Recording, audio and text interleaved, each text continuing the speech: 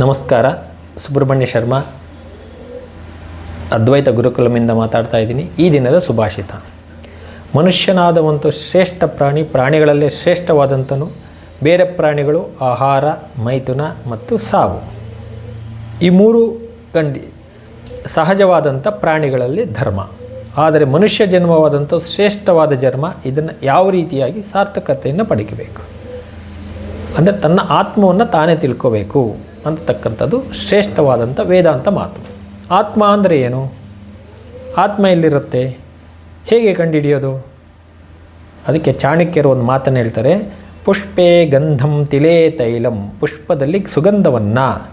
ಪುಷ್ಪದಲ್ಲಿ ನಾವು ಸುಗಂಧವನ್ನು ಹುಡುಕ್ತೇವೆ. ಅನೇಕವಾದಂಥ ಪುಷ್ಪಗಳಿವೆ, ಅದರಲ್ಲಿ ವಿವಿಧವಾದಂಥ ಸುಗಂಧಗಳು ಬರುತ್ತೆ.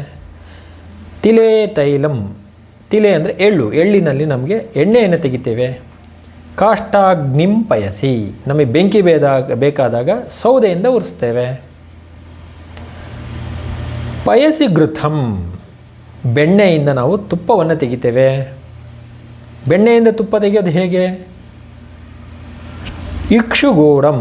ಕಬ್ಬಿನಿಂದ ಬೆಲ್ಲವನ್ನು ತೆಗಿತೀವಿ.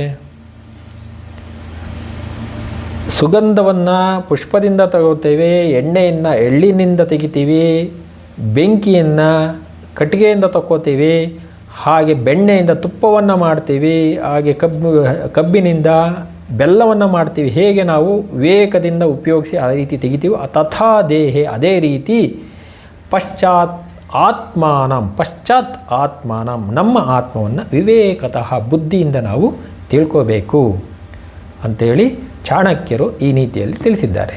ನಮಸ್ತೆ. ಜೈ ಶ್ರೀರಾಮ್.